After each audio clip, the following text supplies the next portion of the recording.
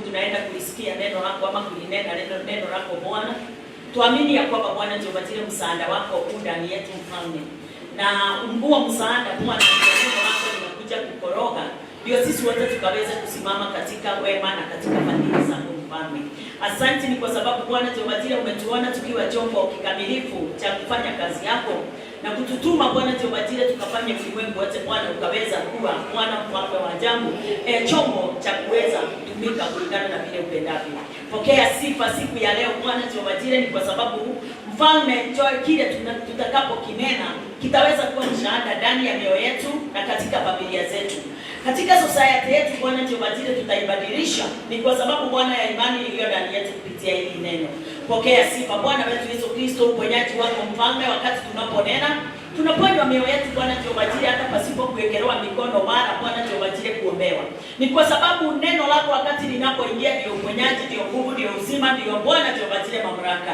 Pokea sifa Bwana wetu Yesu Kristo, ni kwa sababu ya uponyaji wako na nguvu zako na uwezo wako na ufalme wako. Ule Bwana unapotembea miongoni mwetu Jehova. Asante ni kwa sababu ya kufungua wengi Mfalme wakaweza kuwa mahali hapa.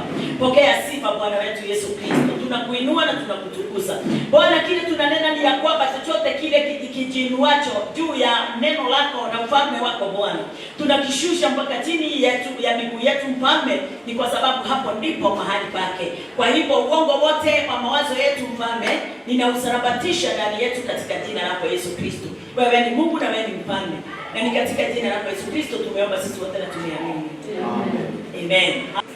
Nataka tuweze kuangalia neno kulingana na vile tutaendelea na kujifundisha jambo moja kwa sababu wakati tunapokaa tunatulia na tunakubali kuelekezwa, ni kama vile tuliokoka mwanzo. Wakati tuliokoka siku ya kwanza, tuliokoka na hatukuwa tunajua tunaokoka nini. Bwana asifiwe. Na wakati wote tulikuwa katika sheria na tulivumilia katika ile sheria, tukavumilia mpaka tukapokea yale yote tuliyapokea, yale yote tumekuwa tukiyafanya, hata kama na tulipokea na mioyo.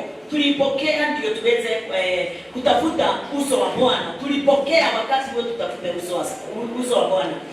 Lakini wakati umefika sasa, ndio wakati wa kutambua ukweli ndani ya neno.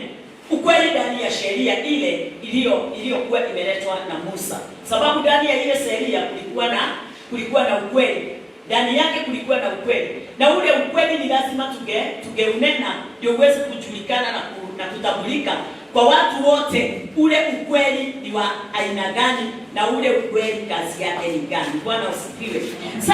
Saa hii ama wakati huu ndio tunataka tuendelee, na ninaomba watu wa Mungu wale tulio hapa tuendelee na kutaka kutamani na kujua na kutambua kweli kumefichwa ndani ya neno ni ukweli gani, sababu ndani yake kuna ukweli. Bwana asifiwe. Kuna wakati umefika sasa tuachilie yale yote tulikuwa tumeyabeba, kama vile Yesu Kristo alikuja katika ulimwengu akaweza kuondoa yale yote yalikuwako wakati yale yote yalikuwa kutoka wakati wa Adam hadi wakati wa Moses. Hivyo ndivyo Biblia inasema. Na wakati ilipoondoka Yesu Kristo alisimama, na kusimama kwake alionyeshana ukweli na akaonyeshana moyo wa Mungu. Ule moyo wa Mungu alikuwa amehakikisha uweze kujulikana kutoka mwanzo. Sasa hiyo ndio jambo lile ninataka tuweze kuingia ndani yake, tuweze kuizungumzia, kulionyeshana kulingana na vile Mungu Roho wa Bwana atakaye tuongoza asubuhi ya leo. So kwa sasa nataka topic yetu nataka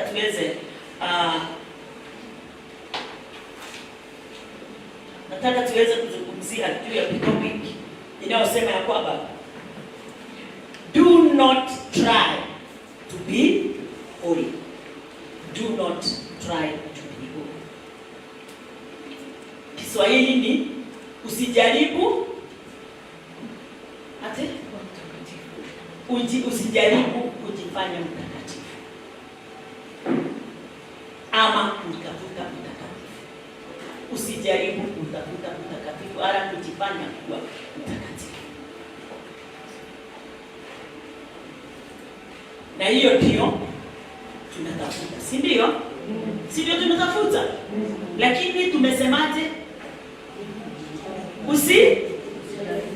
usijaribu usijaribu ya kufanya kuwa mtakatifu.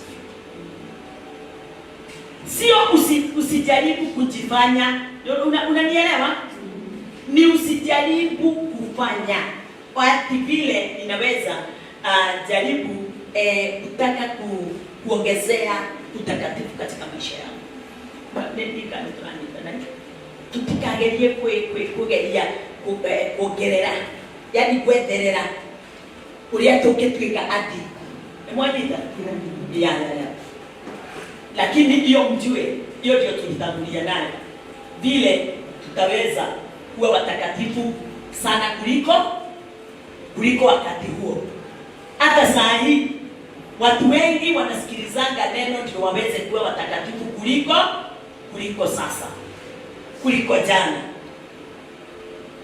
Lakini nataka kukuambia hakuna wakati itawezekana uweze kuongezea utakatifu. Utakatifu ndio ule. Uweze kuongezea utakatifu katika maisha yako. Hakuna. Bwana asifiwe. Hata wakati sasa hivi ninaosikiliza neno ama nimehubiriwa neno na mtumishi wa Bwana, nikasikia limenibariki na kuna mahali limegonga ndani ya moyo wangu, sikufanyika kuwa mtakatifu kuliko vile nilikuwa asubuhi wala jana. Bwana asifiwe. Na wewe hapa ni lazima uweze kujua hivi. Hakuna wakati utaweza kuongezea utakatifu ndani ya maisha yako ama uaminifu ndani ya maisha yako. Hakuna wakati hata mmoja. Sababu ni gani? Katika neno hakuna wakati Mungu ameshawahi kuomba uweze kuwa mtakatifu.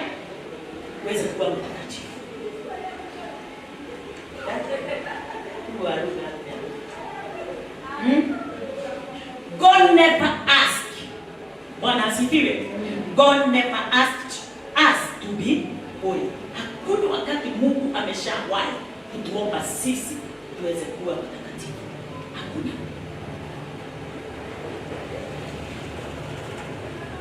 Wewe ukisoma Biblia, umesikia kama unaweza rudi nyuma? Si ndio? Sasa wokovu ni nini? Unajua watu wanataka kusikia kile wanaotaka. Hawataki moyo wa Mungu, wanataka kuwa kile wanataka kuwa. Haleluya. Lakini jambo la kwanza nataka uweze kujua ya kwamba kuwa holy haitokani na wewe. Bwana asifiwe. Haitokani na wewe. Kuwa holy si kama vile nilitamani kuolewa na my husband. Na wakati tulioana nikatamani kuwa na mtoto. Bwana asifiwe. Na wakati nilipotamani kuwa na mtoto nikamtafuta mtoto. Ama sikutafuta? Nitafuta. Elekei wacheni kuongea.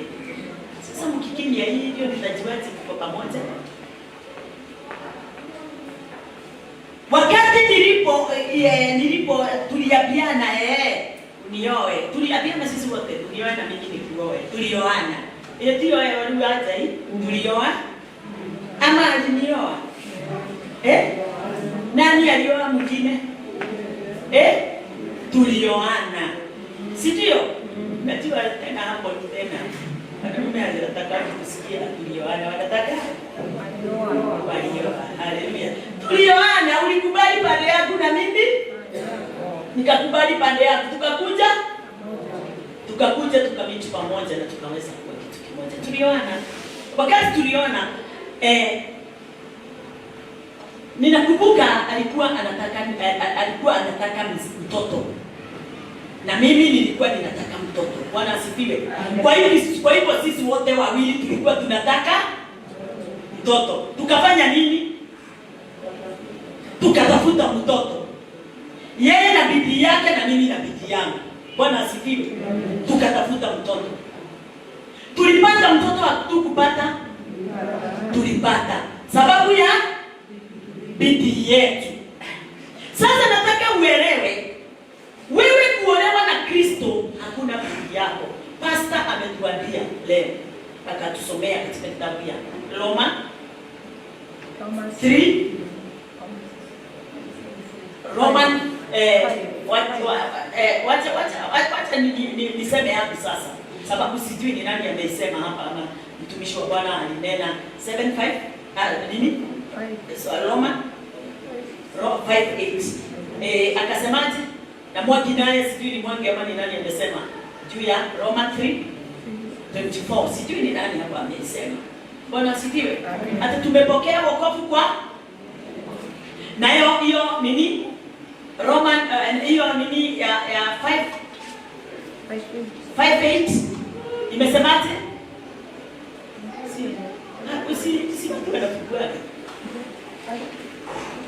Sasa unajua mimi nimeshaingia kwa message na unaniangalia na nimekwambia nini verses, na wewe unatazama tu, na wewe ndio uko na Biblia hapo.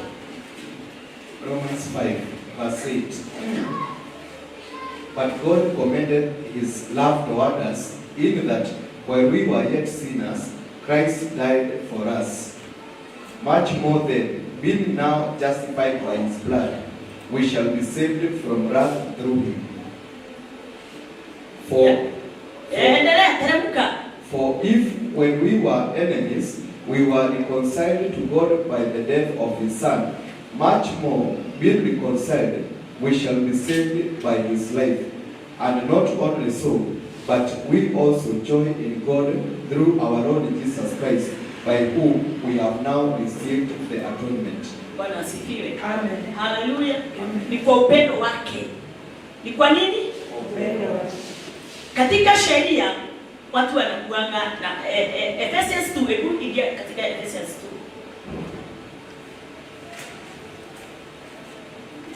Ephesians 2.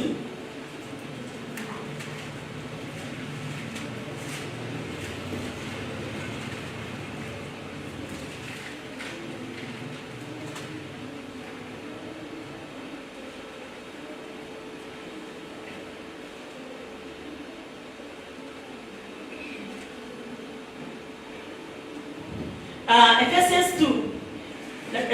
Nisoma mstari wa 18. Ephesians 2:18. For through him we both have access by one Spirit unto the Father. So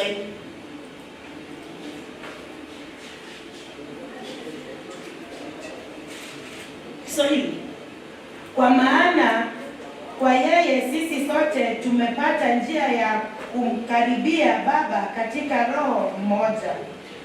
Number 22, Mwangi. Verse 22. In whom ye also are builded together for an habitation of God through the Spirit. Bwana asifiwe. Amen. Hiyo mistari tunayoisoma, hebu iangalie uone hakuna kazi yako hata moja. Bwana asifiwe. Hakuna kazi yako hata moja. Kwa hivyo mambo yale yote ulio nayo ni kupewa, umepewa. Bwana asifiwe. Si kwa kazi yako, ni kwa kazi yake. Kama vile mstari wa 10 inasema.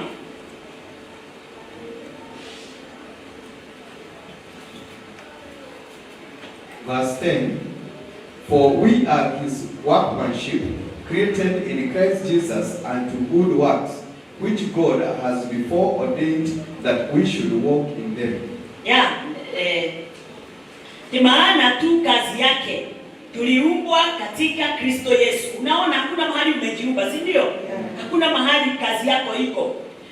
Yesu, tutende matendo mema ambayo tokea awali Mungu aliyetengeneza ili tuenende nayo. Bwana asifiwe. Amen.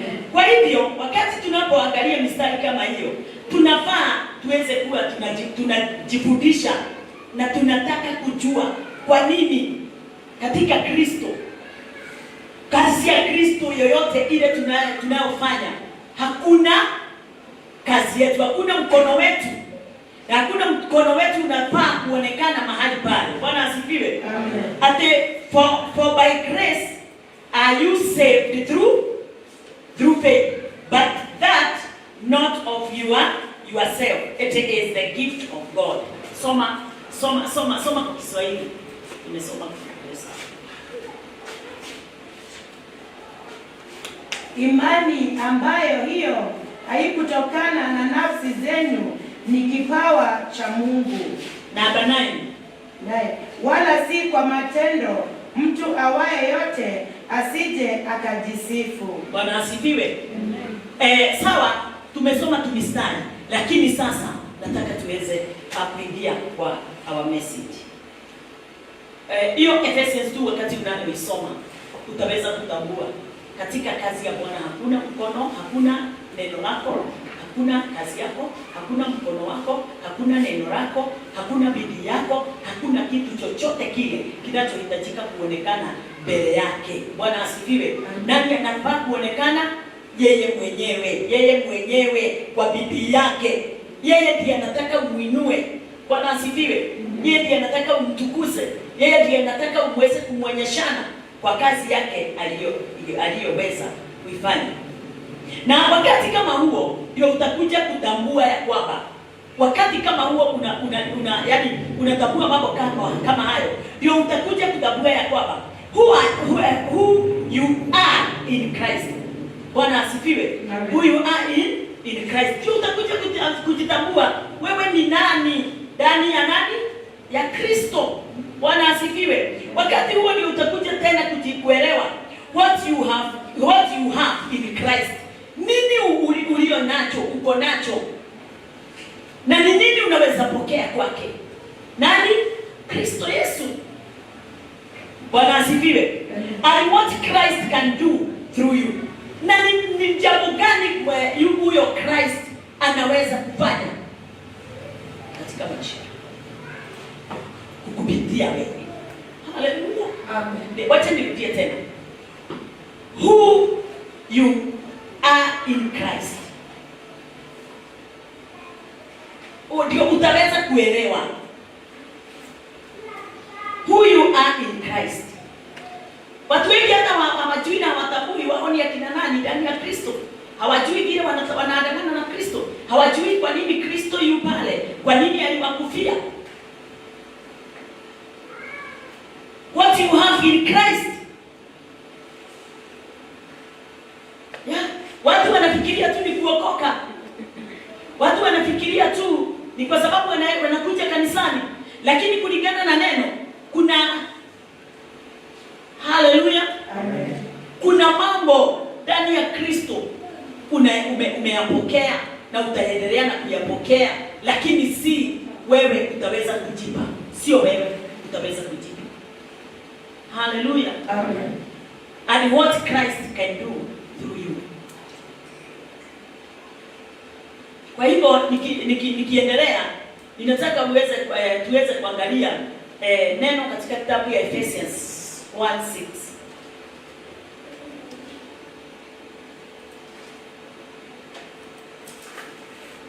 Ephesians 1 mstari ni wa 6.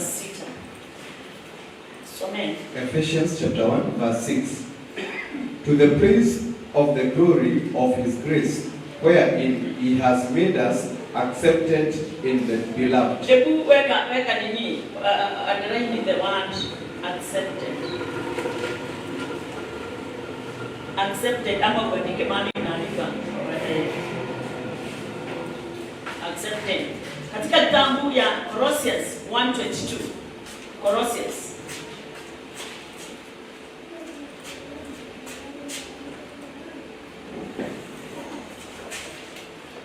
1:22. Colossians 1:22. In the body of his flesh through death, to present you holy and unblameable and unreprovable in his sight. Bwana asifiwe. If you want the word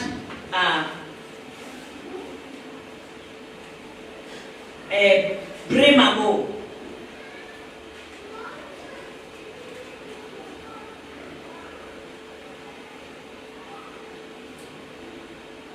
Bwana asifiwe.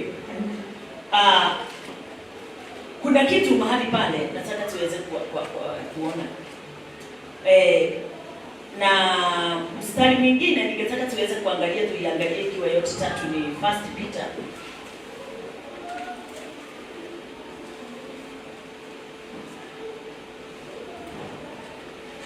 First Peter 2:9.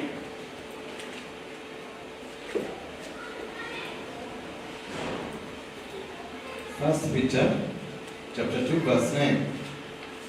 But ye are a chosen generation, a royal priesthood, an holy nation, a peculiar people, that you should shew forth the praises of him who has called you out of darkness into his marvelous light. Kwa hivyo sasa sawa, nilikuwa nataka tuisome hivyo alafu tutairudia na tutaweza kuiangalia vyema kulingana na kile ninataka kuongea juu ya hiyo jambo nimesema ati God never asked us to be holy. Hakuna wakati Mungu ameshawahi kutuambia tuweze kuwa watakatifu ama tuweze kuwa si hiyo watakatifu, holy. Sababu ni gani? Sababu ni hii moja tu, ya kwamba kulingana na neno wakati wote tunapoisoma na kulingana na yale mengine tumesaya soma hapo mbeleni, tumekuta ya kwamba ni kufanywa tumefanywa. Bwana asifiwe. Amen. Na jambo lingine tulikuta tukiwa tumefanywa. Ukweli ama si ukweli? Ukweli. Bwana asifiwe. Amen. Tulikuta his holiness tayari amesha ipeana. Kwa hivyo sisi ni kuingia, tuliingia wapi? Katika his holiness. Tuliingia katika utakatifu wake. Lakini wakati watu wanataka kuokoka ama wakati watu wameokoka, wanajaribu kutafuta holiness, lakini hawajui tayari kabla ya msingi wa ulimwengu kuwekwa, Mungu alikuwa ametayarisha that holiness. Wakati tu utaingia ni kupokea. Bwana asifiwe. Haleluya. Kwa hivyo hakuna wakati Mungu amesema ya kwamba ate uweze kufanyika, yani hata kuna mstari lakini kwanza tuangalie haya. Tuangalie tuone ya kwamba kuna mstari unatuambia kwamba tuwe ametufanya kuwa sanctified. Hiyo ni ni Ephesians 1:4. Hebu some Ephesians 1:4. Ephesians chapter 1 verse 4. According as he has chosen us in him before the foundation of the world, that we should be holy and without blame before him in love. Bwana asifiwe. Ate neno linatuambia tayari, Kiswahili inasema ate kama vile alivyotuchagua katika yeye kabla ya kuwekwa msingi wa ulimwengu ili tuwe watakatifu. Kwa hivyo alifanya sisi tuweze kuwa sanctified kabla ya msingi wa ulimwengu. Alitufanya kwa pamoja, alituweka kuwa hiyo neno kama vile alituchagua katika yeye kabla ya kuwekwa msingi wa ulimwengu ili tuwe watakatifu. Bwana asifiwe. Watu wasio na hatia mbele zake katika pendo. Kwa hivyo Mungu alikuleta ulimwenguni na tayari akasha kukufanya kuwa sanctified. Bwana asifiwe. Akakufanya kuwa mtakatifu. Alikufanya kuwa mtakatifu. Hata haukuwa umeomba, ukweli? Nataka ituranie. Ulikuwa umeomba? Ulikuwa umefunga? Ulikuwa umesoma Biblia? Ulikuwa umekuja kanisani? Ulikuwa umezaliwa? Ulikuwa Ulikuwa umetoa mbegu? Ulikuwa umetoa tithe? Ulikuwa umetoa sadaka? Bwana asifiwe. Ulikuwa umeokoka na kubatizwa na kukula meza? Lakini yeye anasema nalikutakasa. Haleluya. Kwa hivyo utakaso, kwa hivyo kunifanya kuwa safi, ilifanywa kabla mimi sija hata kuja katika ulimwengu. Hata mababuzi wa mababuzi hawakuwa wamekuja. Kwa hivyo Mungu alikuwa ameniwekea utakatifu wake tayari, hata nikikuja tu ni kuupokea. Haleluya. Bwana asifiwe. Kwa hivyo kuna utakatifu tunatafuta ndani ya neno, ama utakatifu tayari tumeshaupokea? Wewe ni nani? Wewe ni mtakatifu. Apia huyo mwingine, mimi ni mtakatifu. Haleluya. Amen. I am sanctified. Bwana asifiwe. Na amenifanya hivyo tu bure. Alinifanya kabla mimi sijakuja ulimwenguni, sijaomba, sijakuja kanisani. Hebu msalimia aliye karibu naye, mwambie you are sanctified. Haleluya. Bwana asifiwe. Number 2, akakufanya kuwa hore. Hizo tumezisoma. Alikufanya kuwa hore.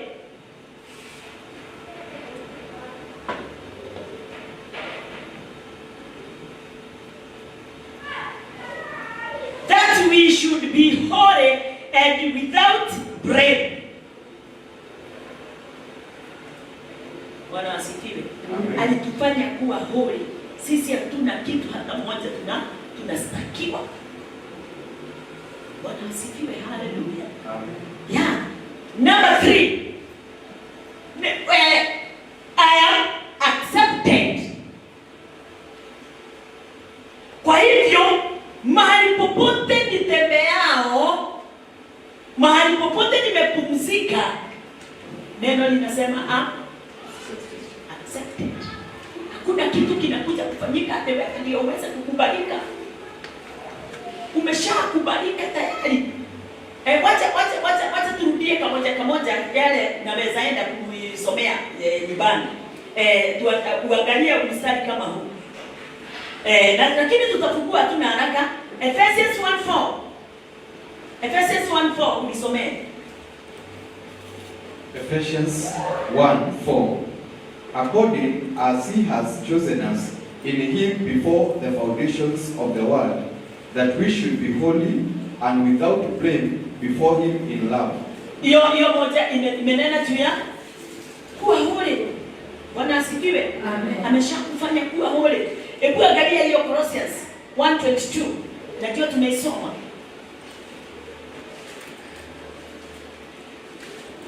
Colossians 1:22. In the body of his flesh through death, to present you holy and unblameable and unreprovable in his sight. Bwana asifiwe. Amen. Tuweze kuangalia katika 1 Corinthians 6:11.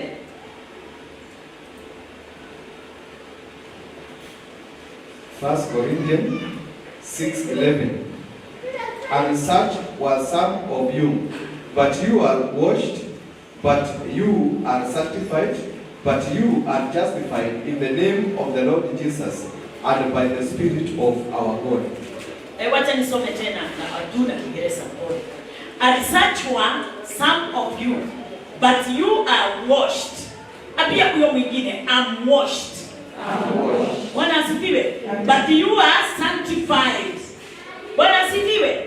Kwa hivyo you are washed, you are sanctified, but you are justified. Sanctified, just and justified. Bwana asifiwe. In the name of the Lord Jesus. Kiswahili ikatuambia atena baadhi yenu mlikuwa watu wa namna hii. Hiyo iko hapo juu. Lakini mlioshwa. Haleluya. Tumesha tumeshaoshwa. Ni wewe unajiosha? Watu wa Mungu, acheni tuulizane na tuweze kuangalia vyema, ndio tuweze kuondoa ile doubt na tuweze kuona, tuache kuona kama kuna kazi sisi tunafanya kwetu sisi, na ndio tuweze kuelewa na kutambua ya kwamba kama kuna kitu tumetoa kwa Kristo, ama kama kana kwamba kuna kazi Yesu Kristo anaweza fanya kutupitia sisi. Siku ya leo kuna kazi Yesu anapitia, anafanya nifanye kumpitia, kukwambia ya kwamba wewe unajaribu kujisafisha. Neno linasema ulisha safishwa. Bwana asifiwe. Kulingana na neno ulisafishwa, lakini mlitakaswa. Bwana asifiwe. Tunaongea juu ya kazi imekwisha ama kazi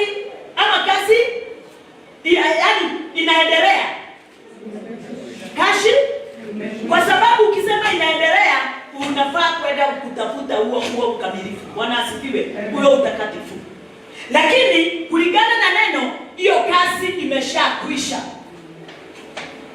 Hiyo kazi imeshafanyika.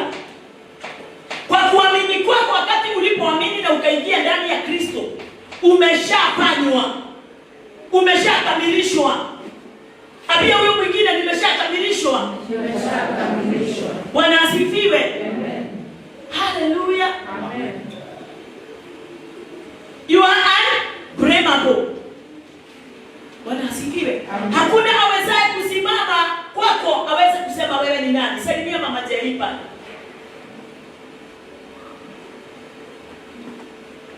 Bwana asifiwe. Amen. Lakini mlitakaswa, lakini mlihesabiwa haki. Sio sasa. Tuko pamoja? Sisi haya yote inafanyika tukiwa ndani ama tukiwa nje. Tunafundishwa leo tukiwa ndani ya utakatifu ama tukiwa nje ya utakatifu. Hebu nikuulize tena. Tunafundishwa leo ndio utakatifu uongezeke ama holiness iongezeke ama haleluya. Bwana asifiwe. Ni tukae katika hiyo raha ya Kristo. Bwana asifiwe. Tunafundishwa kuongezeke ama nituelewe na tutambue sisi ya faida ile tuliyo nayo ndani ya Kristo. Bwana asifiwe. Wewe hakuna kitu unafundishwa ndio uongezeke. Kile unafanywa ni kukumbuswa kila wakati ndani yake, na ndio uweze kuendelea na kukaa ndani yake. Ni lazima neno liweze kweli na kukumbusha kila wakati. Bwana asifiwe. Amen. Haukuji kuongezeka. Umeshapokea tayari ukamilifu wa Kristo ndani yako. Uwezo wa Kristo wote ndani yako. Haki yake iko na utawala mkubwa sana ndani yako. Sio ate sasa hivi ndio unapokea haki. Na hapo ndipo shida iko. Ndio kwa sababu watu wengi ndio wanasema nitafanya ndio Mungu anifanyie. Tuko pamoja? Hapa tunanena juu ya kazi imekwisha. Kama kuna jambo Mungu alikuwa anakufanyia ama anafaa kukufanyia saa hii, hakuna alifanya kabla mziki wa ulimwengu kuwekwa. Haleluya. Na ndio ukielewa mambo kama hayo, vita ndani ya kanisa inakwisha. Sababu hakuna kitu unakuja kukibisana nacho hapa ate ukipokea. Tayari kinakuja kuchochewa ndio kiweze kujionyesha. Unakuja kiupokee njia ya pili utaweza kukipokea. Bwana asifiwe. Haleluya. Niko kana tiguo.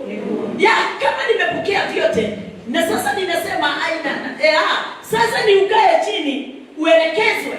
Ndio hayo yote yamefichwa ndani ya ile neno liweze kufichuka. Bwana nimeroho. Haleluya. Amen. Ama unataka hiyo ya kuja kupokea, unajua hiyo ndio inaleta mateso na shida na matatizo ndani ya makanisa, vita kubwa, kwa sababu kila mtu anakimbia kwenda aende ndio afanywe. Ukweli ama si ukweli? Na mimi tunakwambia leo mchana wa leo ya kwamba umeshafanywa. Umeshapokea haki, umeshapokea ukamilifu, umeshapokea utakatifu. Na kama umeshapokea hayo, sasa ni kukaa ndani ya Kristo. Na ndani ya Kristo ni nini? Hakuna chakula kingine. Chakula ndani ya Kristo ni maji. Bwana asifiwe. Na ile neno, hapo ndipo neno linakuja linakufanya ukaweza kukamilishwa na lile neno linasema Romans 6:33, ate utafuteni ufalme wa mbinguni na haki yake. Bwana asifiwe. Wakati unaona umekaa pale chini, ni haki ya Bwana unatafuta. Ni ufalme wa Bwana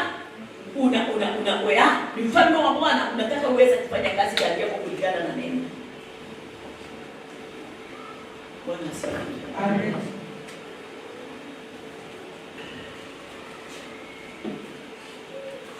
Kwa hivyo tumeoshwa ndani ya nini ama ndani ya nani?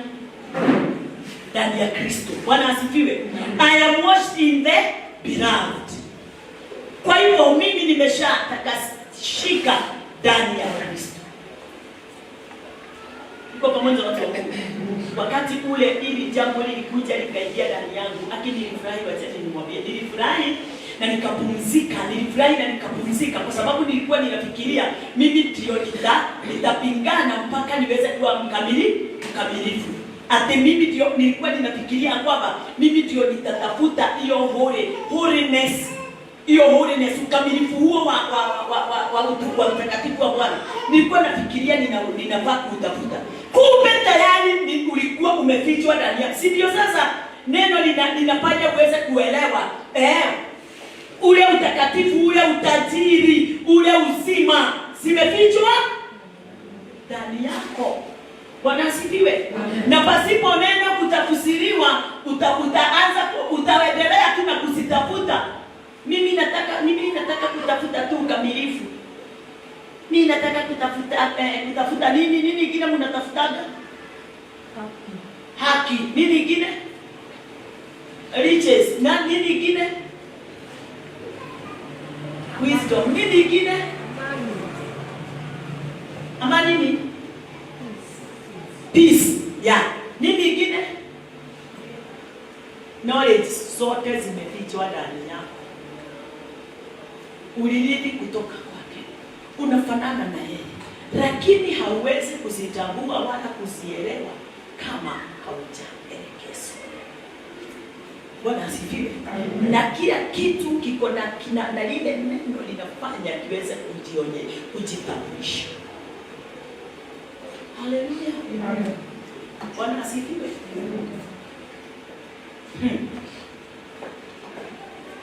Haleluya. Amen.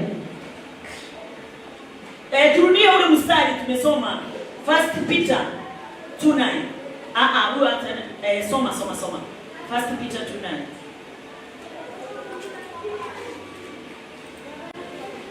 1 Peter chapter 2 verse 9. But ye are a chosen generation, a royal priesthood, a holy nation, a peculiar people, that you should show forth the praises of him who has called you out of darkness into his marvelous light. Unasikia vile neno linakwambia wakati but you are chosen generation, a royal priesthood, and holy nation. Si unaona? Bwana asifiwe. Amen. An holy nation, a peculiar people, that you should show forth the praises of him who had called you out of darkness into his marvelous light. Hallelujah. Bwana asifiwe. Amen. Kwa hivyo katika ile nafasi unafaa kuelewa ya kwamba bali ninyi ni mzao mteule. Pia huyo mwingine, wewe ni mzao mteule. Haugojei kufanywa kuteuliwa. Ukweli ama si ukweli? Haugojei kuteuliwa. Wewe na umefanyika kuwa mteule. Na wewe ni kuhani wa kifalme. Neno linakuita direct. Halikuambii utafanyika kesho. Halikuambii ati utafute Bwana usome sana na uombe ndio uweze kufanyika kuwa kuhani wa kifalme. Umeshafanywa kuhani wa kifalme. Bwana asifiwe. Amen. Haleluya. Amen. Ni lazima ushinde uchofu ule unasikia katika mwili wako. Haleluya. Bwana asifiwe. Alafu wa kifalme, taifa takatifu, watu wa miliki ya Mungu. Haleluya. Bwana asifiwe. Yaani huu mstari ate you are chosen generation. Kwa hivyo wewe umeshachaguliwa. Unakuja kuchaguliwa? Hapana. Mtu amechaguliwa na akakamilika katika kuchaguliwa kule. Ni nini kingine anahitaji? Nothing. Bwana asifiwe. Amen. A royal priesthood. Umefanywa kuwa kuhani? Bwana asifiwe. Amen. A holy nation, peculiar people that you should show. Tuko pamoja watu wa Mungu. Umefanywa na umefanyika. Hakuna kitu unaenda kutafuta. Hivyo ndivyo ninataka muweze kutambua na kuelewa kwamba chochote kile unachokitafuta kimefichwa ndani yako. Ambia mwenzako, chochote unachokitafuta kimefichwa ndani yako. Mwambie hakuna kitu kiko nje yako. Chochote kiko ndani yako. Mwambie lakini utakitambua wakati utafanya nini? Wakati utaweza kusikia neno na kuelewa neno, ndio utatambua ile gold imefichwa ndani yako. Bwana asifiwe. Haleluya. Ni kama ule mstari uko katika kitabu ya Isaiah 45 mstari wa 3, hebu fungua. Mambo yale unayatafuta yamefichwa sirini. Baraka unayoitafuta imefichwa sirini. Ufalme unaotafuta umefichwa sirini. Bwana asifiwe. Na kwa sababu uliingia ndani ya ule ufalme, umeingia ndani ya ile siri, kwa hivyo ufalme umeshajitambulisha kwako. Hebu soma Isaiah 45 verse 3. And I will give thee the treasures of darkness and hidden riches of sacred places, that thou mayest know that I, the Lord, which called thee by the name, am the God of Israel. ni nini hiyo imefichwa. Haleluya. Isaiah 45 sikuwa nimefungua mstari wa 3. Nini hiyo imefichwa? And I will give thee the treasures of darkness and hidden riches of sacred places, that thou mayest know that I, the Lord, which called. Kiswahili inatuambia nami nitakupa hazina za gizani na mali zilizofichwa za mahali pasiri, upate kujua ya kuwa mimi ni Bwana, nikuitaye kwa jina lako, na Mungu wa Israeli. Bwana asifiwe. Nini hiyo kimefichwa? Saa hii tuko na wewe hapa. Si ulikuwa unatafuta utakatifu? Si ulikuwa unatafuta riches? Si ukweli, si tulikuwa tunatafuta holiness? Na si tulikuwa tunafikiria sisi ndio tutafanya Mungu tuweze kukubalika kwake? Lakini neno linasemaje? Nitampa vitu vimefichwa sirini. Kwa hivyo kuwa sanctified ilikuwa imefichwa kwako ama haikuwa imefichwa? Ndio tulikuwa tunakimbizana nayo tuweze kuipokea. Lakini neno linatufafanulia na kutufichulia kwamba hiyo sanctification iko wapi? Imefichwa ndani. Bwana asifiwe. Hiyo kuwa holiness. Tunaambiwa imefichwa wapi? Ndani yetu. Lakini tulikuwa tunaitafuta. Bwana asifiwe. Tukibisana nayo, tukisoma neno ndio tuone kama tutaipata. Kumbe limefichwa. Kumbe limo ndani yako. Kumbe ni sisi hatukuwa tumejua. Ndio hiyo tunaambiwa ni treasures of darkness. Imefichwa katika, haleluya, imefichwa ndani yako. Hauwezi tambua mambo ya wokovu ulio ndani yako ni wokovu wa aina gani. Hauwezi tambua neema ya Kristo iliyo ndani yako ni neema ya aina gani. Tuko pamoja watu wa Mungu? Ati tulikuwa tunafikiria sisi ndio tutafanya tuweze kukubalika kwa Mungu. Kumbe tayari tumeshakuwa accepted. Bwana asifiwe. Ulimwengu hautaki kuhiji. Ulimwengu unataka mambo ya kuambiwa fanya ndio ufike katika kelele za yale unayoyafanya. Bwana asifiwe. Please watu wa Mungu, wewe umefanyika, umekubalika. Sasa tuko na wewe hapa katika Bwana. Wewe umefanyika kuwa chochote kile Bwana alivyo.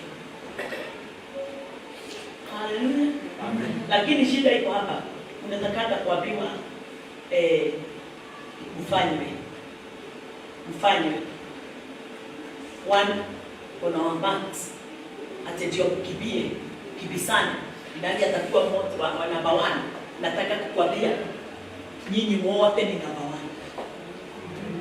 Bwana asifiwe. Nyinyi wote ni namba 1. Na hakuna amepita yule mwingine. Amen. Na baraka zile tumebarikiwa nazo ni equal. Haleluya. Amen. Bwana asifiwe. Amen. Tumebarikiwa na baraka zinatoshana, kwa sababu Mungu hawezi chagua aseme nitainua huyu naye nimwache. Si Mungu si mdhalimu, na Mungu sio walio aina. Kama anaonyesha mvua kwa tajiri na kwa maskini. Bwana asifiwe. Amen. Hiyo ndio kazi yake. Anabariki maskini na anabariki tajiri. Anaponya maskini na anaponya tajiri. Anampa maskini uzima na anampa tajiri uzima. Yeye huko kwingine tunaongeaga ni kwetu sisi. Lakini yeye ametutambua. Uwe hauna macho, uwe hauna miguu, kazi yake ni moja kwetu. Hana kazi. Tuko pamoja watu wa Mungu. Sasa bidii ile unafaa kuweka ni hii moja. Kutaka kujua neno ndio unipeleke mahali ninafaa. Si mimi ni bidii ya kulitambua neno nikalileta. Na wewe hivyo ndivyo, hiyo ndio ile kazi tu. Uko na kubwa. Kulitambua neno na kulipeleka. Kwenda kusema kazi ile ametufanyia ni kazi ya aina gani na kazi gani. Bwana asifiwe. Kwenda kuwajulisha watu wewe na Mungu mko na mnangani. Haleluya. Amen. Kwa hivyo sisi tumekuwa kitu kimoja kwa Mungu. Ametutoa katika darkness na ametoa watu wote. Hakuna mtu ameacha ndani ya darkness. Hata wale mnasikia wanapiga makelele na huku kwa pombe na kwa kitu chochote kile wako ndani yake, wameshatolewa lakini hawajakubali. Kukubali ndio kuna mata. Kuitika huo mwito wa kwamba nimetolewa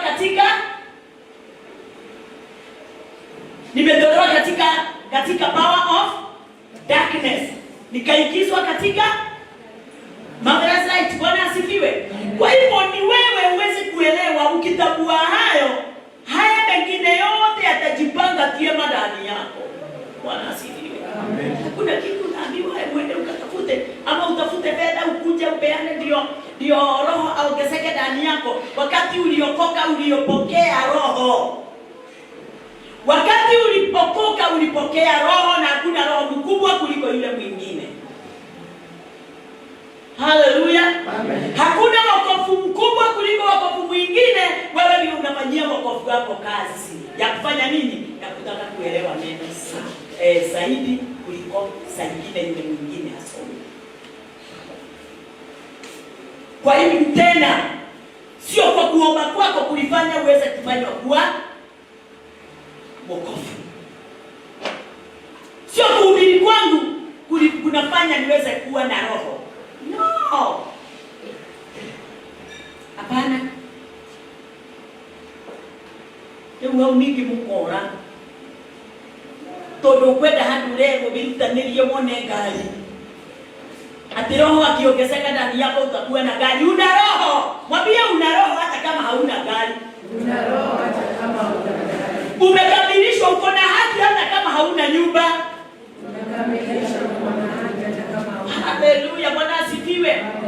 Umekubalika hata kama hauna pesa. Bwana asifiwe.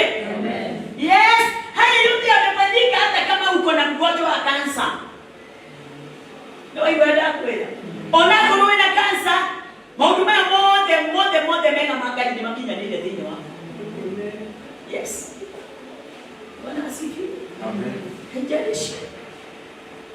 No, sasa lakini watu wanataka kuambiwa wewe uko hivyo kwa sababu ya wewe haujakamilika katika roho, wewe haujapokea roho, wewe haujakuwa vile, wewe haujakuwa hivi. Hapana, hapana. Neno sio hivyo. Neno linatuelezea sisi likituambia tumefanyika kuwa. Tulifanyika. Na lazima tuangalie tenses. Tulifanyika kuwa.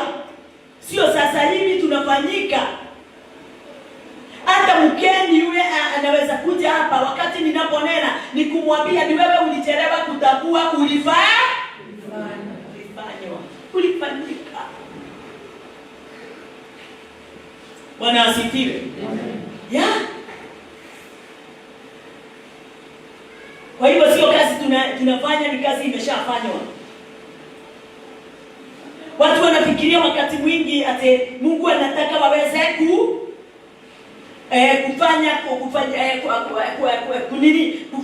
kujifanya kuwa.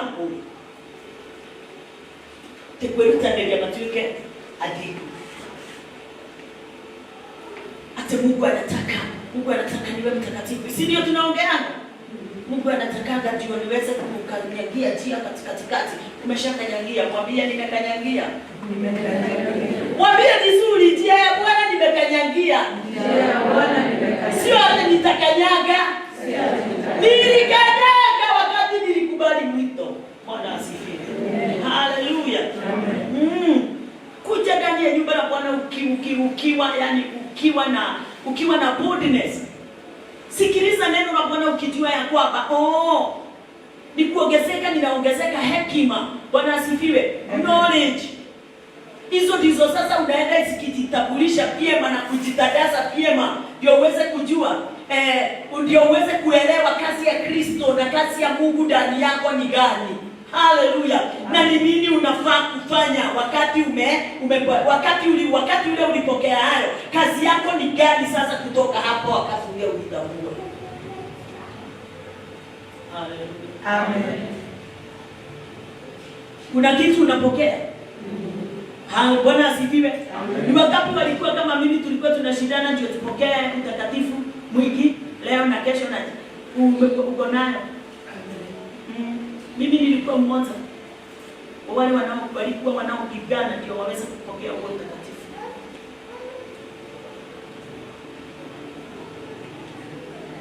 Enda hivi.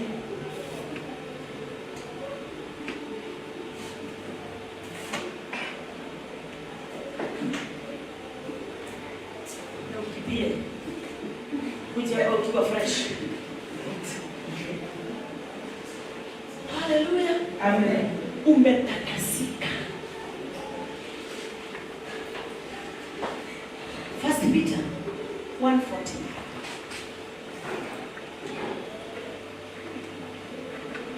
Mungu hakuna tujaribu 1 Peter 1 mstari wa 14. Hakuna mahali Mungu anatuambia tujaribu kuwa safi, tujaribu kuwa watakatifu, waaminifu. Simeshaingia ndani yetu. Kazi ya Mungu ni mara moja, sio mara mbili. Vile tu tulipokea, vile tu Biblia inasema katika kitabu ya Hebrews, aliingia patakatifu kwa damu yake mwenyewe na akamfanya dhabihu moja ya kutosha, akawakamilisha watu wote. Bwana asifiwe. Amen. Yeah, 14 soma mwanzo. 1 Peter 1:14. As obedient children, not fashioning yourselves according to the former lusts of your ignorance. Soma Kiswahili.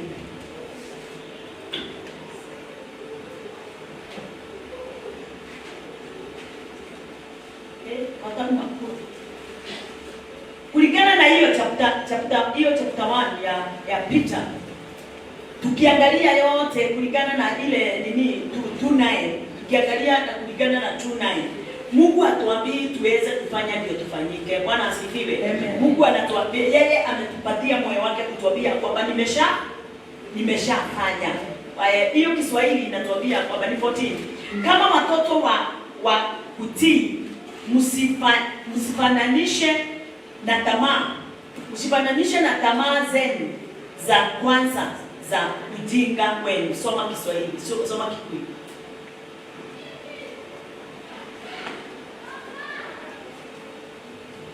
Tuikai ciana cia gwathĩka mũtikanehanagie na mũhianĩre wa ũrĩa mwatariĩ mbere. Yes. Ĩrĩa mwatũire mũtoĩ Ngai. Vile tulikuwa bereni ni yako ni aje? Vile tulikuwa bereni tulikuwa tunakibishana na mambo yale tulikuwa tunataka kupokea. Bwana asifiwe. Kama vile watu wanakibishana na utajiri wa Kristo. Kristo hana utajiri wa physical riches. Hana hizo. Kristo ako na spiritual riches, blessings. Hizo ndizo ako nazo. Hizi zingine zote tunakibizana nazo na tunataka kuziona hapana. Kwa hivyo wakati wote unapotaka unahitaji hizo blessings, lazima uweze kwanza kutambua ufalme wa mbinguni na ufalme wa mbinguni na haki yake. Bwana asifiwe. Amen. Kwanza ni lazima kwanza utambue kile kimefichwa ndani ya ufalme. Radis, si ndio? Utambue kile kimefichwa ndani ya ufalme. Ukitambua kile kimefichwa ndani ya ufalme, haya mengine hata wacha kushinda ukiyataja kama vile tulikuwa tunaongea asubuhi, watu wa asubuhi. Okay? Haya mengine hata si kitu ya kutaja, ni ate baba nilipie nyumba, nipe chakula, nifanyie hivi. Hapana, haya mengine atajileta sababu ufalme umejifunua kwako. Na kutoka mwanzo alipeana hizo vitu zote ndio tuweze kuwa nazo. Lakini ndio usiweze kutilia maanani ya kutafuta zile, akakuandikia Matthew 6:33. Kwanza utafuteni ufalme wa mbinguni na haki yake. Bwana asifiwe. Kwa hivyo nini? Uamini mwito wa Kristo. Uamini ufalme wa Kristo ndio utawala katika maisha yako. Uamini wokovu wake na kazi ile aliyoifanya. Ukiamini, kwa sababu haya yote tunaambiwa kulingana na ule mstari tulikuwa tunasoma wa Matthew 6. Tunaona ati msijisumbue na kile mtakula. Chakula, mavazi na hata nyumba. Si ndio inasema? Inakwambia kwa sababu yeye hata pasipo kumuomba. Hebu tafungua huo mstari. Ni 6 ya Matthew.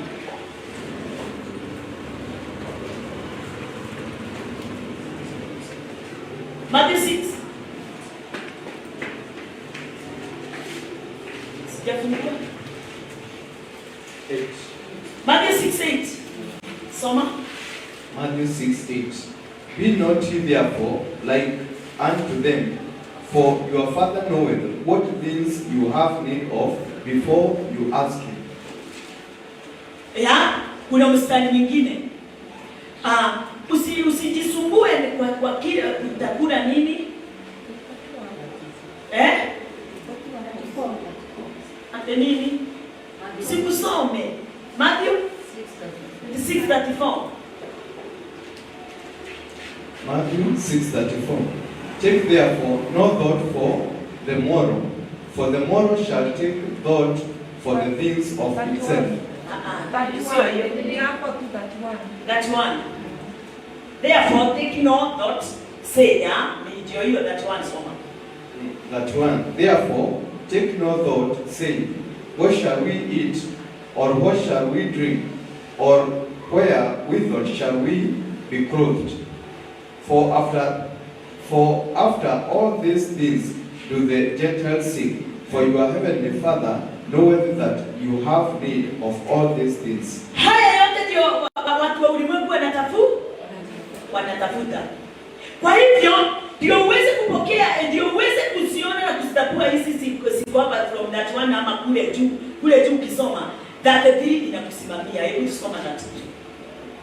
Verse 33.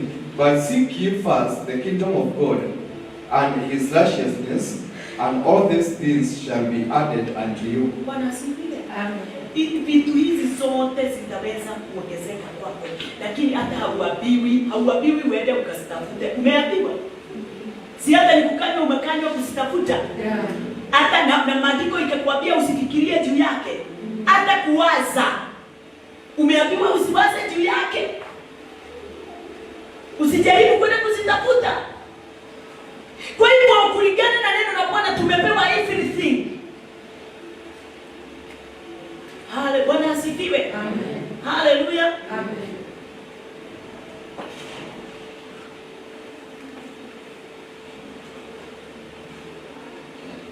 Tumeshapewa. Kwa hivyo hata hakuna kitu wewe unahitajika kwenda kujisumbua nacho. Kwanza utafute ufalme wa mbinguni na haki yake. Mambo haya mengine yote ni plus. Iko huko imejificha. Iko huko ndani imejificha. Lakini itatambulika wakati gani? Wakati utatambua ufalme ule unaokutawalika. Bwana asifiwe. Huyo alikufa katika Isaiah 53. Alikufa akaondoa mateso yote katika maisha yako. Akaondoa magonjwa yote katika maisha yako. Lakini haya yote itajulikana wakati gani? Wakati tutakuwa ndani yake. Asubuhi nilimwambia kwamba mtu anakosa pesa ndio pesa. Wala pesa ndio pesa sikete. Mulimoka. Bwana asifiwe. Ugonjwa ukikuja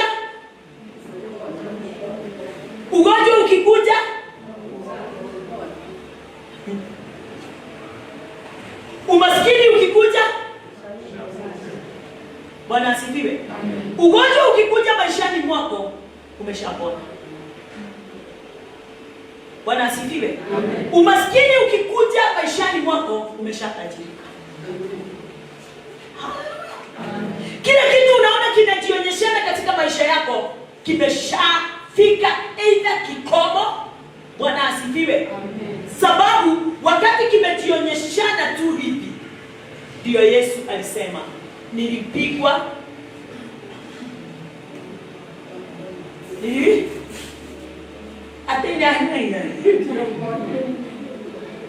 nilipigwa, niligojeka, aligojeka kwa kupigwa kwake, kwa kupigwa kwake tumeshapona. Bwana asifiwe. Kwa hivyo ugonjwa wake ulileta nini? Na uponyaji ule utaupokea ama hautaupokea? Alafu kwa sababu ya lile neno, si yeye aligojeka kwa ajili yako na ugonjwa umekuja kwako. Kwa hivyo na alipona kwa ajili yako. Kwa hivyo ugonjwa umekuja alafu sababu ulipona. Ungejuaje kuna ugonjwa kama haujangojeka na unakupona? Unaweza pona kama haujangojeka na ukapona. Bwana asifiwe. Unaweza juaje kuna umaskini, kuna delay ya kupokea fedha kama hujajikuta katika hiyo delay, kama hujafika katika hiyo wiki mzima ya kukosa kitu?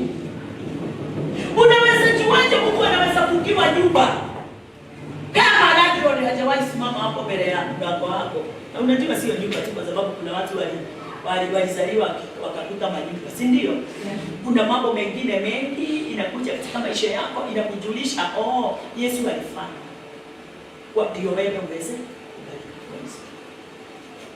Bwana asifiwe. Amen. Kwa pamoja. Hallelujah. Amen. Number 15 soma. First Peter.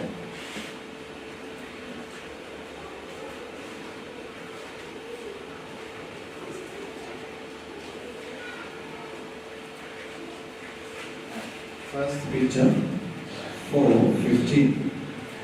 But let none of you suffer as a murderer, or as a thief, or as an evildoer, or as a busybody in other men's matters. Unasema? Yeah? Oh, First Peter 1.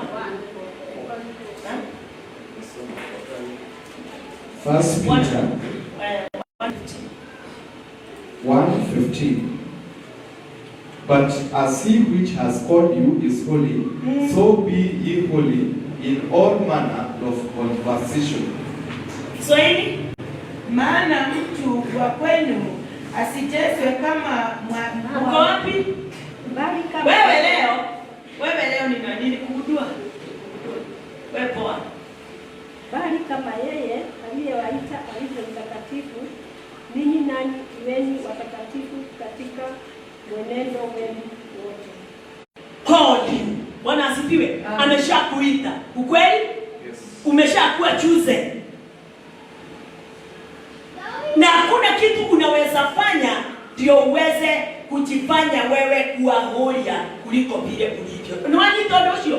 Hakuna jambo ama kitu ama maombi ama kusoma Biblia sana unaweza fanya ama unaweza omba ama unaweza soma iweze kukufanya kuwa hole kuliko vile ulivyo. Hiyo ingine yote unataka kutafuta njia ya kujifanya ni unafiki. Hata hiyo ya kutaya kuja sasa nikifika kwa kina mapasta. Hiyo ni yako. Hiyo ni yako. Na pia ukimsalimia alafu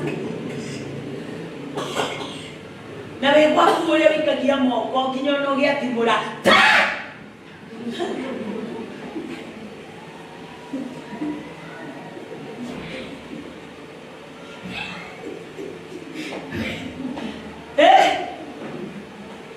Bwana asifiwe. Usijaribu kujifanya kitu chochote kile unafikiria unaweza kuwa hicho ati ndio uonekane ukiwa sawa. Ukamilifu umeshakamilishwa. Haya mengine yote wacha ijipeleke. Kulingana na kile kilichopeleka. Bwana asifiwe. Amen. Kwa hivyo sasa hivi tuko na wewe hapa. You are holy. Sasa tunaelewa hakuna kuongezeka kwa your holiness. Kama vile ilivyoanzia hivyo ndivyo itaenda mpaka mwisho. Bwana asifiwe. Amen. Yeah. Kwa hivyo saa hii you are holy. Hakuna holiness nyingine inakuja imejiwekelea juu yako. Na hakuna holiness unaweza tafuta uweze kuiongezea kwako. Alishakufanya. Na kazi ikakwisha. Zaidi tuko na wewe hapa you are righteous. Hakuna haki nyingine utaweza kuitafuta ikuje juu yako. Bwana asifiwe. Amen. Zaidi tuko na wewe hapa you are washed. Wewe mtaambie ndo kadera. Mwende na hende ciothe kwirwo ni hende ya moyo ndio uwete ni kwa baraka yako. Baba nioshe hapa nimebakisha Bwana. Ate Baba nifanye kwa mwenye haki. Umeshafanywa. Kazi yako ile umebakisha ni ya kumshukuru. Ameshafanya kazi na ndio alikuachia tu kitu moja. Kumshukuru. Hakuna kitu kingine. Alikuachia tu kitu kimoja kwa sababu alikuwa anajua nimefanya yote. Hakuna kitu huyu mtu wangu anahitaji, nimemfanyia yote. Kwa hivyo kazi yake ile kubwa sana katika ulimwengu ni kunionyeshana, ni kunishukuru. Wakati Yesu Kristo alikufa, hakuna kitu kingine kilibaki ndani yake, ni kumtukuza Baba. Bwana asifiwe. Amen. Haleluya. Amen. Hakuna. Na wewe wa Yesu alifanya yote ndio uweze kutukuza jina lake naye aweze kuonyeshana jina la Bwana katika utukufu wake. Bwana asifiwe. Amen. Haleluya. Amen. Yeah, you are washed. Bwana asifiwe. Amen. Reality yake iko ndani yako. Ukweli wa Bwana uko wapi? Ndani yako. Gapi? Hadi mambo ilikuwa inanitia hofu bereni. Ate Bwana nikamilishe, Bwana nioshe, Bwana nifanye mkuu mwenye haki, Bwana nikubali. Sasa unafikiria moyo wako utafunguliwa, utaondokewa na hiyo hukumu wakati gani? Wakati utaamini haya. Hakuna hukumu hata moja itakuwa ndani yako. Na utafanya kila kitu katika Bwana ukiwa na boldness. Ukiwa na ujasiri wote. Haleluya. Amen. Yaani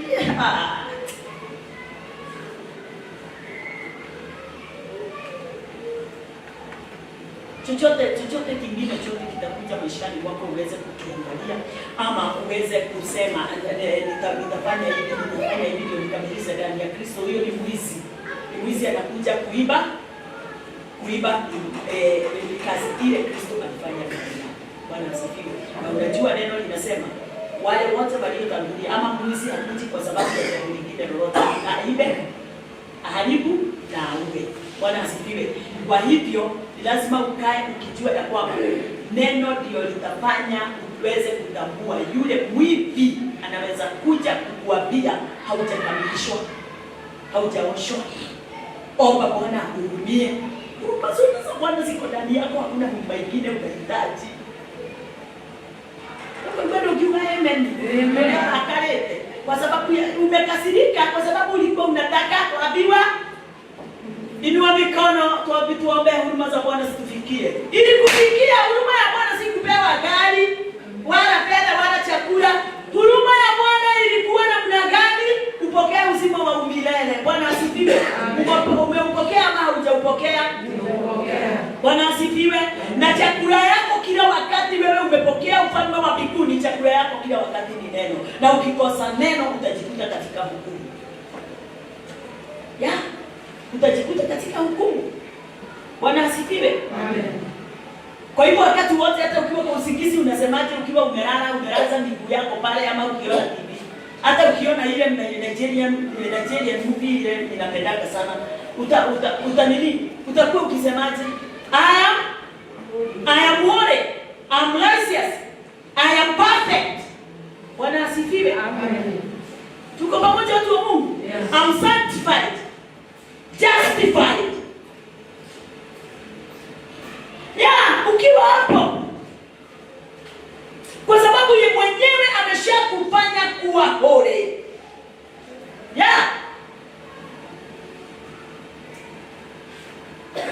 Na yeye mwenyewe ndiye ametuita kutuita iliyo wapi? Holy. You are holy.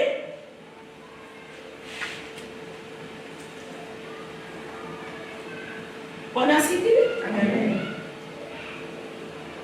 Na hakuna kitu chochote unaweza stakiwa, mambo yote imekamilishwa na imekufanywa kuwa sawa. Kwa hivyo ukikanyaga leo ni nani atakuwa akikanyaga? Ukitembea na huku kwa barabara hole tu.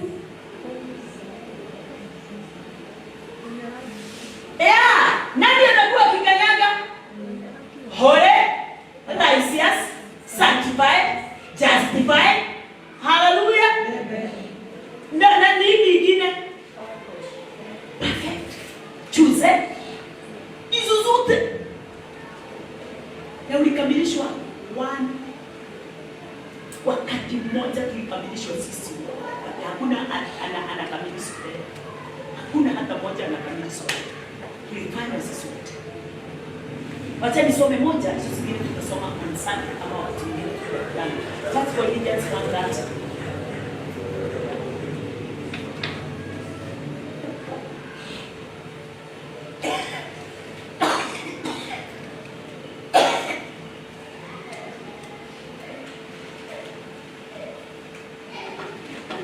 Uwe unauliza wewe mwingine, kumbe sisi ni watu wa dhamana hivi.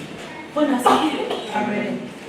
Sisi ni dhahabu imesafishwa na moto na ikakamilika.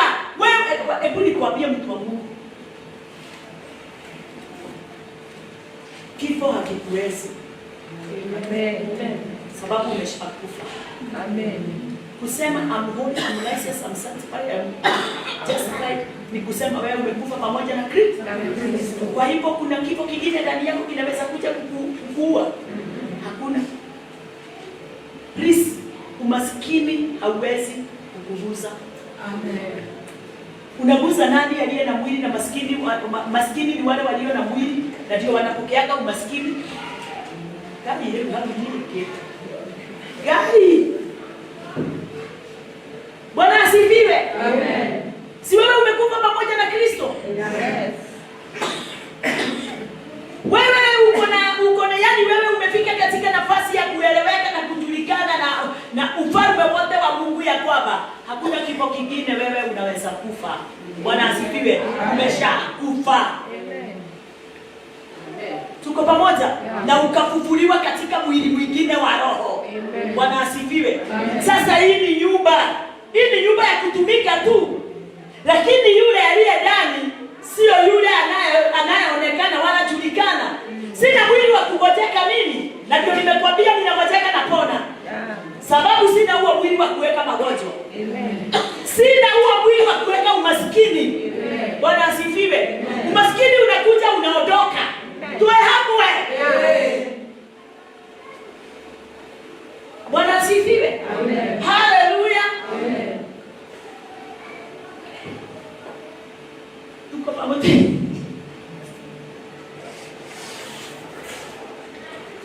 Mulai hapo walokagoruki.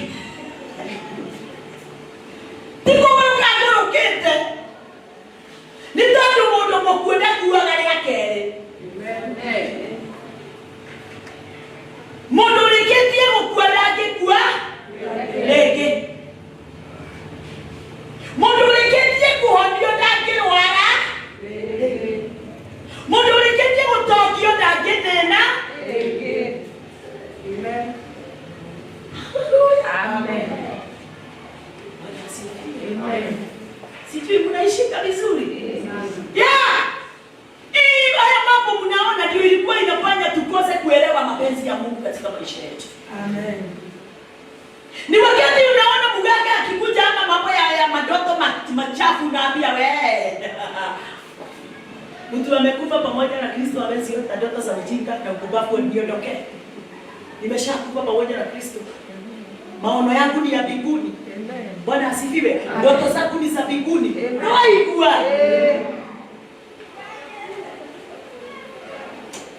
Gaine mwega. Tutikiwe hende sio ndoto kwa kile. Mnasiri kwa hende sio ndoto makiri mama nyongo. Bwana asifiwe. Amen. Yeah.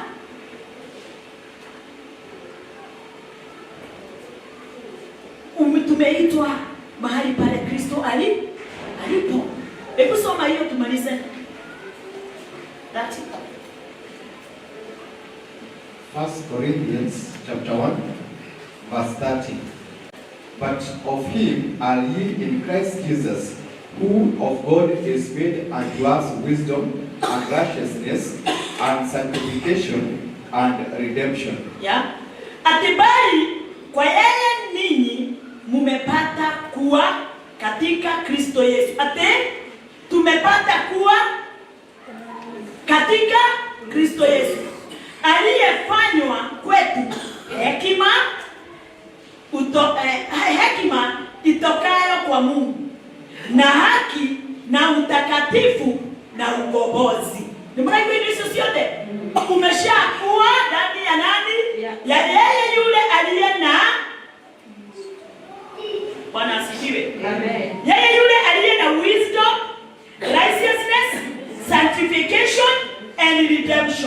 Amen.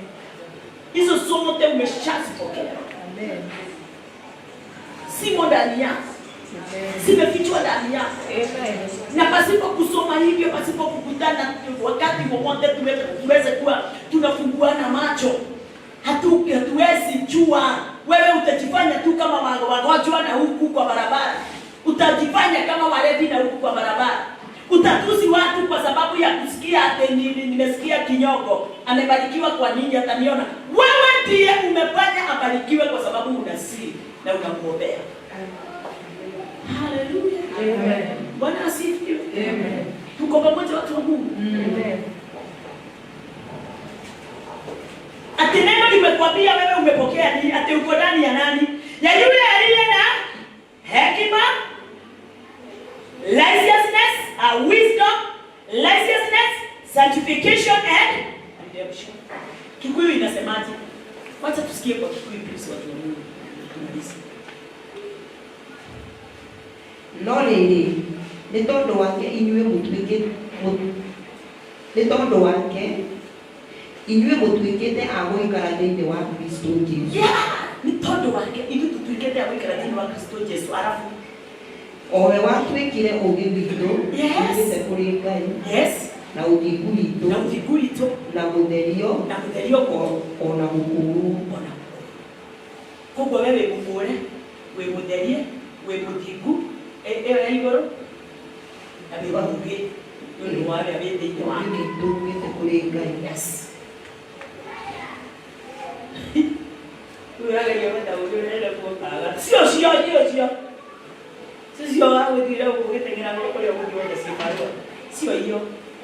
Lakini hiyo unaambiwa juu yake ni ndio itafanya hiyo milango yote iweze kuonekana ikifungu. Amen. Hallelujah. Amen. Hauwezi kuwa ndani ya Kristo na tayari kuwe mwenye dhambi, na tayari tena wewe sio huru. Ni lazima uwe ndani ya Kristo. Yeyote yule ako ndani ya Kristo, yeye ni huru. Hauwezi kuwa ndani ya Kristo na uweze kuwa huru. Bwana asifiwe. Lazima uwe huru. Tuko pamoja watu wa Mungu. Haleluya. Amen. Kwa sababu kulingana na huo mstari, kwa sababu Kristo ni holy.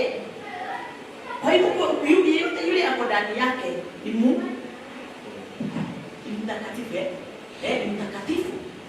Kama vile Kristo aliye dika na kaudu kwa mrakanyita wega. Niona within wao. Na nyuno nyubugetia. Nyinyi ndio mnasemaga kiba yuma mtu ugali inatoka ama ni uga unatoka kwa ugali Kima ugali inatoka kwa uga.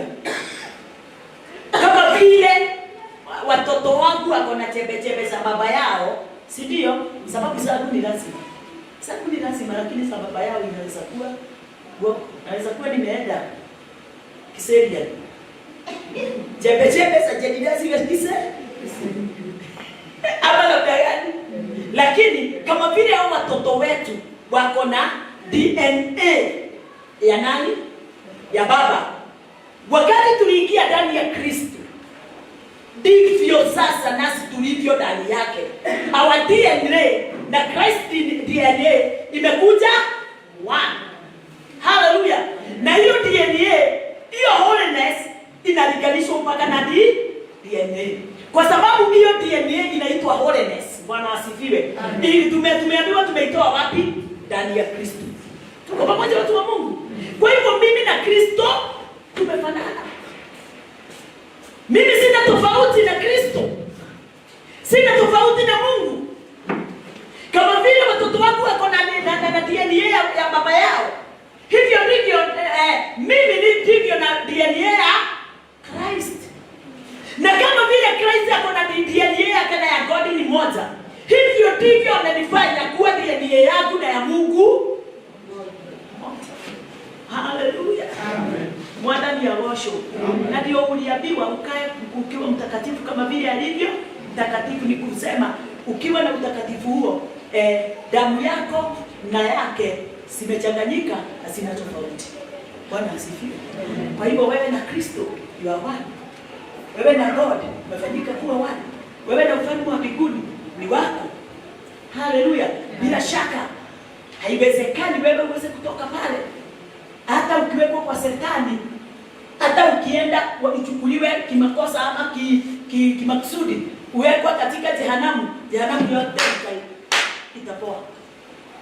Kwanza kwa sababu wewe utakatifu ule uko nao hauwezi fanya ule moto uwa mpaka utolewe. Ni kwa nini?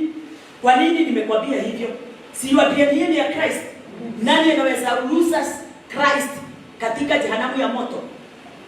No kikia Yesu jehanamu. Na kikorwa Yesu no kikia jehanamu ile jehanamu ya kana. Eke kana. No ero gamile wapia mto. Pero sio gede wa fata. Ndio mweleka. Ndio fata. Ndio mweleka. Ndio fata. Haleluya. Amen. Mimi ni wa dhamana. Hata Biblia inasema nimenunuliwa kwa dhamana. Bwana asifiwe.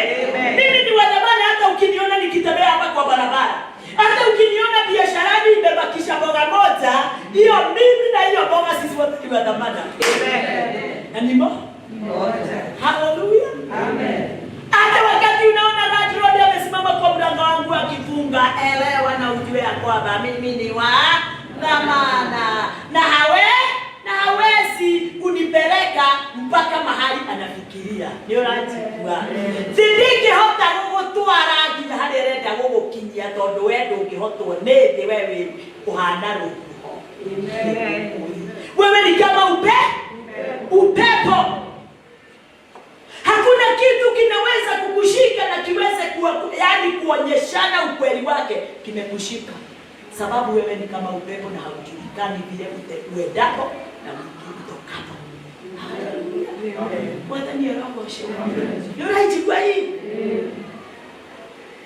Ndio ikaine. Ndio sio beniki wekaine. Mwenda ni handa ina na ngora siria. Mwenda kuoraje na debu ake mwako ngewa. Wagide bagitoi kaine. Yora igwa. Wewe tule usio wadini. Hata kama hapa tunatuona hapa na wale wengine wako pale, kile sisi tunajua hawajui ukweli kabisa. Wanajaribu kujifanya kuwa hole, wanajaribu kujitakasa, wanajaribu kutubu, wanajaribu kufanya, lakini sisi twajua ukweli ni ya kwamba tulifanywa. Wanatafuta kile wanatafuta, sisi tumepewa. Bwana asifiwe. Amen. Haleluya. Amen. Munenyo mweneka menyamuke nagari. Mwana diko yake kwa soka poro wakiona. Soka wawe. Mwana yake. Mwangaleti oneke. Kiugo kekere ko. Kiugo gyote kekere.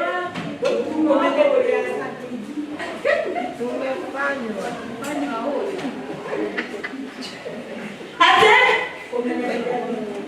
kumenya kujua mulikuwa wadigu, mulijua mazamani, lakini mumejua nyinyi you are holy always. Amen. Usiku na mchana, ukilala, ukizaa, ukitembea, ukikula, ukipika, ukirima, ukivua nguo, ukiongea na watu, hata wakati wanakutusi, you are holy, righteous, perfect, sanctified, justified. Bwana asifiwe. Amen. Washed. Yeah. Hallelujah. Amen. Nani huyo anaweza kukushika wewe akuingize mahali anafikiria? Nani? Jerano. Nani? Usiogope kitu. Lakini sikwambii uogope uende ukitusi watu huku, utapigwa. Utapigwa. Neno litasema mtapigwa na mapigo ya ulimwengu wakati utakiuka nini? Kuwa holi. Bwana asifiwe. Okoli kuona huko ungaragara tokayo kuona je anakijana.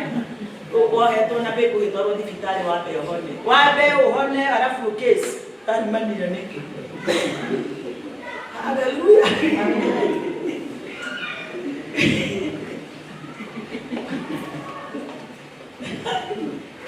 Kwa hivyo sikwambii ati uweze usiogope na wewe ati sasa. Nisiogope kwa wale wanaokuambia wewe hautaweza. Lakini wewe unajua umeweza. Siwezi mkamilifu. Wewe mwambie pole. Ukikuja tu kidogo kwa dakika 2 utanijua. Haunijui wewe. Hiyo naweza kukubalisha mwambie wewe haunijui. Ukinijua, ilisimuliona tukipimwa juzi on Thursday.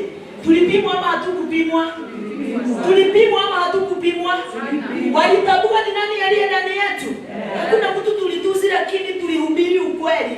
Haleluya, tukawaambia hata nyinyi mnafanya hivyo. Nyinyi ni wenye haki tu. Lakini mmekataa kuamini. Kazi ya Mungu Yesu alifanya kazi kwa ajili yenu. Bwana asifiwe. Kubalini hiyo kazi ya Kristo. Tuko pamoja? Pengine walikuwa wanafikiria wakitambulika watutawatusi ama tuwaingize jehanamu. Hakuna jehanamu sisi tunaweza wapeleka. Sababu hakuna jehanamu.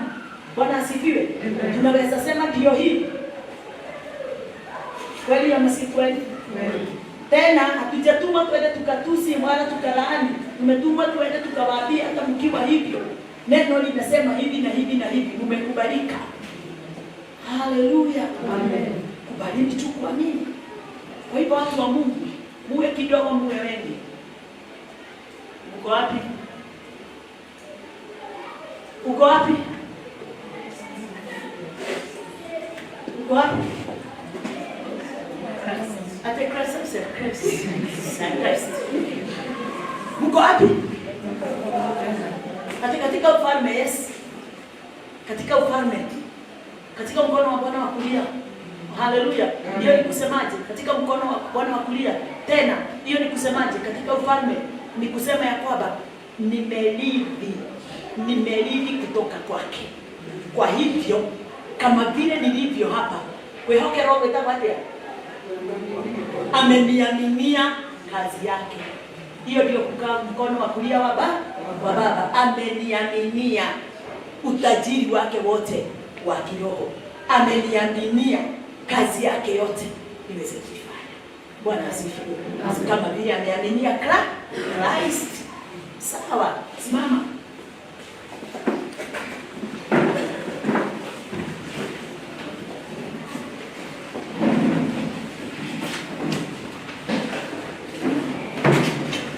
Nataka tuweze kama vile tumesikia neno tukiwa sisi wote pamoja, nataka tushukuru sisi wote pamoja.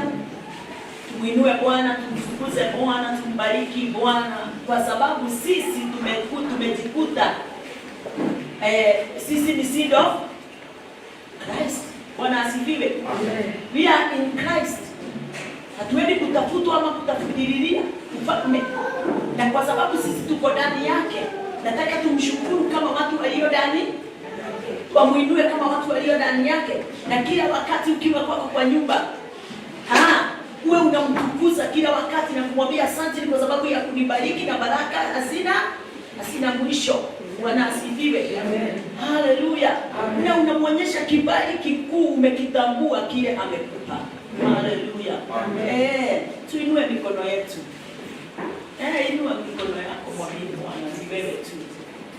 Ni wewe tu Bwana, ni wewe tu.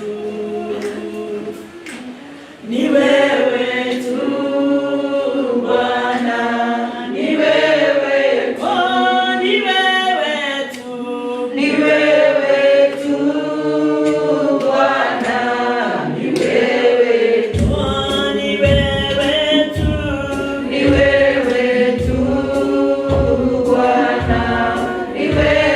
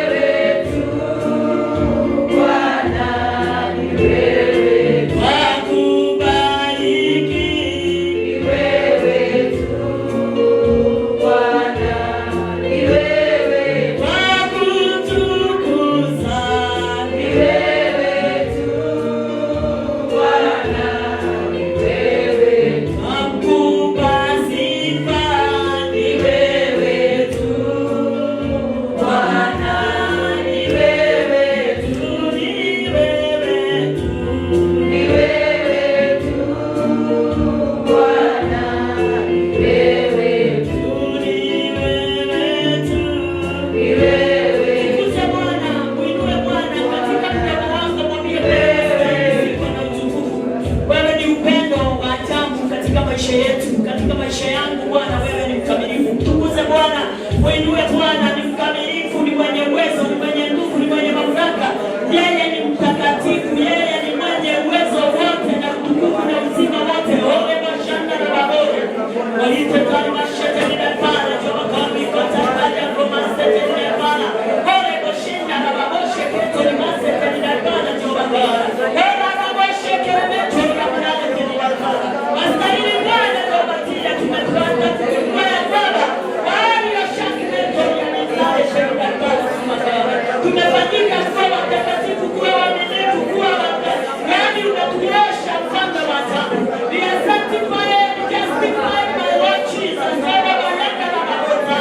Lakini useremete wa maboga ni asante ni natala. Tumepokea wisdom and understanding, knowledge and revelation. Kwa sababu Bwana tumeshaingia ndani yako. Nikole mbele Bwana Baba. Ekoteri kama sekretari ya mbase kwenye natala. Ninaocho makogi kocha na wakanda na maboga. Keketo ni anisame kwenye natala jema Bwana. Ole koteri tele Bwana ni ya mahacha kwenye natala. Umetufanya kuwa wasemana wa teule Bwana jema jia. Umetuteua kabisa wema wako na katika madini zake. Okosheni ya mikozi na Bwana. Hallelujah. Hallelujah. Thank you Jesus. Kwa kuinua Bwana tukutukuza wewe mfalme mwenye nguvu. Mambo yale Bwana yamefichwa mataifa wa ulimwengu. Unaendelea kutufichulia sisi wanao Bwana. Ni kwa sababu Bwana Jehova Jireh tulikubali kukaa katika uweza wako Bwana mfalme, kulingana na vile mfalme wa ajabu ulifanya kutoka mwanzo. Ni kwa sababu hakuna mtu, Biblia neno linasema ya kwamba atawahubiriwe yeyote yule atakayeamini. Bwana ulifanya sisi tukaweza kuamini na wengine wakaweza kukataa. Bwana zile utakatifu na ukamilifu ulio ndani yako Kristo Yesu. Tunawaombea makanisa yote Bwana Jehova Jireh, itoke katika ndoto zao. Ingia katika Bwana Jehova Jireh uaminifu wako Kristo. Ule Bwana Jehova Jireh mtakatifu ulikuja nao katika ufalme wa ulimwengu huu.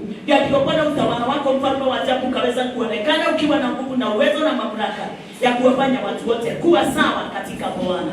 Asante Mungu wetu na mfalme wetu kwa uponyaji ule umetuponya kama kanisa yako.